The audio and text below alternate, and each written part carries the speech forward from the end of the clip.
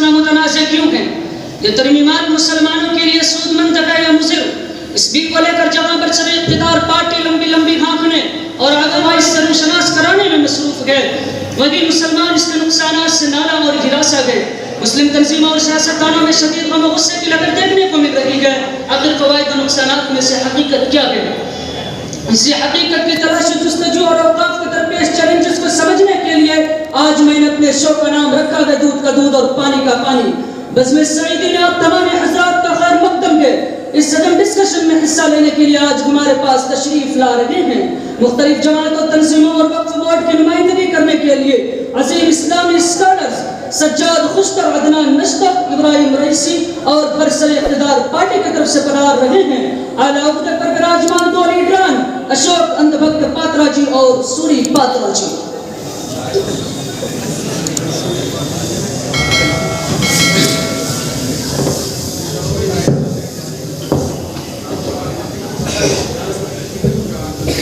آپ حضرات کا خیر مقدم اور آپ دونوں کا ہاردک سواگت ہے۔ اندھبھکت پاترا جی، آپ یہ بتائیے کہ آپ جو بل لا رہے ہیں اس کے کیا فائدے ہیں؟ اندھبھکت پاترا جی دیکھیے، 1995 میں جو بل آیا تھا اس کا نام چینج کر کے موجودہ بل کا نام امیڈ یعنی یونیفائیڈ وقف management empowerment efficiency and development act رکھا گیا ہے۔ سر یہ نام ہی بدلیں گے کوئی کام تو ان سے ہوتا نہیں۔ اچھا، نام بدلنے سے آپ کو کیا فائدہ ملا؟ سنیے، 1995 میں جو بل کانگریس راج میں پاس ہوا وہ وقف بورڈ کے لیے انسیکیور تھا، جس کی وجہ سے وقف بورڈ میں دھاندلی بڑھ گئی اور آپ کی زمینوں پر مافیاؤں کا قبضہ ہو گیا۔ وقف بورڈ ان زمینوں کو چھڑانے میں قانون کے سامنے کمزور تھی۔ وقف بورڈ میں موجودہ کرپشن کو ختم کرنے، وقف مینجمنٹ کو بااختیار بنانے اور وقف بورڈ کی وکاس کے لیے 1995 کے قانون میں ترمیم ضروری تھی۔ اس لیے ہم 40 ترمیمات لے کر آئے ہیں۔ یہی اس بل کا فائدہ اور خلاصہ ہے۔ واہ واہ واہ، خرد کا نام جنو رکھ دیا، جنو کا نام خرد۔ تمہیں معلوم بھی ہے کہ 1995 والا وقف بل پاس کرانے کے لیے ہمارے علماء کرام خصوصاً فدائے ملت نے کتنی جد و جہد کی تھی، اور جو کچھ اس بل میں کمی زیادتی رہ گئی تھی 2013 میں بل پاس کرا کے اس کی تکمیل کی گئی تھی، لیکن اب 1995 والے بل میں ترمیمات کر کے اور نیا بل امیڈ لا کر تم مسلمانوں کی رہی صحیح امید چھیننا چاہتے ہو۔ تو کیا اس امید سے مسلمانوں کو نقصان پہنچنے والا ہے؟ نقصان نہیں ہے انکر صاحب، نقصانات کہیے جی۔ انہوں نے تو پوری امید پر ہی پانی پھیر دیا ہے۔ اس بل میں وقف نامہ ہونا لازم قرار دیا گیا ہے۔ دیکھیے نشتر صاحب، یہ بات آپ کو معلوم ہونی چاہیے کہ دستاویزات تو ہر زمین کے لیے انیواری ہے۔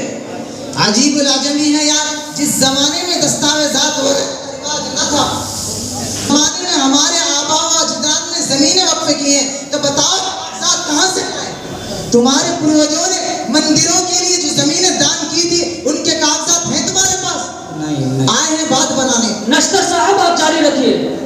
اس بل کا سب سے بڑا نقصان یہ ہے کہ وقف بورڈ میں کم از کم 2 اور زیادہ سے زیادہ 12 غیر مسلم افراد کا ہونا لازم قرار دیا گیا ہے، بلکہ وقف بورڈ کا چیف ایگزیکٹو اور سی او غیر مسلم نہیں بن سکتا۔ یہ بالکل غیر آئینی اور مذہب اسلام میں مداخلت ہے۔ قرآن میں صاف صاف کہا گیا ہے وَلَن يَجْعَلَ اللَّهُ لِلْكَافِرِينَ عَلَى الْمُؤْمِنِينَ سَبِيلًا۔ میں پوچھنا چاہتا ہوں کہ جب یو پی، کیرالہ، کرناٹک، تمل ناڈو میں یہ قانون ہے کہ ہندوؤں کے مذہبی املاک میں کوئی مسلم ممبر نہیں بن سکتا، تو آخر کیوں؟ سوری جی جواب دیجیے۔ دیکھیے، ملازمت ختم کرنا اور ملازمت میں گھسپیٹ کرنے کا ہمارا بالکل بھی ارادہ نہیں ہے۔ ہم تو سب کو جوڑ کر چلنے والے ہیں۔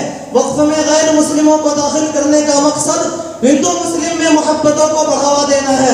اسلام بھی تو الفت و محبت اور امن و شانتی کا مذہب ہے۔ پادرا جی، آپ محبت کی بات کر رہے ہیں، میں آپ سے پوچھنا چاہتا ہوں، بتائیے جب بابری مسجد کو منہدم کیا جا رہا تھا اور دستاویزات مسلمانوں کے حق میں ہونے کے باوجود تمہاری پارٹی میں شامل ہونے کے لیے غلط فیصلے سنائے جا رہے تھے، تب کہاں تھی تمہاری محبت؟ سی اے اے، N R C, Dhara 370، you سی سی کے نفاذ کے وقت تمہاری رواداری کہاں چلی گئی تھی، جس کے نتیجے میں ہزاروں مسلم نوجوان شہید کر دیے گئے؟ ارے تمہاری بے غیرتی کا یہ عالم ہے کہ جہاں کوئی مسجد یا کوئی درگاہ ملے تم وہاں مندر ہونے کا دعویٰ کرنے پہنچ جاتے ہو۔ ابھی چند دن قبل جب سنبل کے اندر 5 مسلم نوجوانوں کو شہید کیا جا رہا تھا اور خواجہ اجمیر کی का मंदिर होने का दावा किया जा रहा था, तब तुम्हारी मुनव्वत कहाँ सो रही थी? देखा कि मुसलमानों के पास औकात की बहुत सारी जमीनें हैं, तो पीछे से छुरा भरने के लिए दोस्ती का हाथ पकड़ दिए। खूब अच्छी तरह सुनो, इस्लाम देता है उल्फत और मोहब्बत का दर्स, लेकिन हर जगह नहीं, निजी मामले में कोई दोस्ती कबूल नहीं की जाएगी। ये लहजा आपको ज़ेब नहीं देता? आप संभल और अजमेर दरगाह की बात करते हैं। तमिलनाडु के जिला चंदोराई में जहां 1500 साल पुराना मंदिर है, वहां एक मुकम्मल हिंदू गांव को खुसूसी अदालत ने वक्फ जायदाद करार दे दिया। इसके बारे में आप क्या कहेंगे? इसलिए तो हम खुसूसी अदालत को खत्म करके कलेक्टर को इसकी जिम्मेदारी दे रहे हैं। महाराज, धोखा देने की कोशिश मत कीजिए। ये जमीनें 600 एकड़ पर मुश्तमिल है और वक्फ बोर्ड तमिलनाडु के बयान के मुताबिक ये ज़बानी वक्फ है जो 600 साल पहले किया गया था। और तमिलनाडु में 1500 साल पुराना मंदिर नहीं है, बल्कि 200 साल पुराना मंदिर है जहाँ कुछ हिंदू भाई आकर बस गए। फिर भी हमने ये मामला हुकूमत के हवाले कर रखा है। अच्छा, ये बताइए कि खुसूसी अदालत को खत्म करके कलेक्टर को इख्तियार देने से क्या फायदा मिला? देखिए, इस वक्त मुल्क में 13,202 जायदादें कानूनी चाराजोई में फंसी हुई है। आप बताइए, अगर कलेक्टर को इख्तियार होता तो इन जायदादों का मसला सेकंडों में हल हो जाता। ये इख्तियार अगर खुसूसी अदालत को हासिल होती तो सेकंडों में मामला हल हो जाता। आप ये क्यों नहीं कहते कि हमारे लिए मामला आसान हो जाएगा?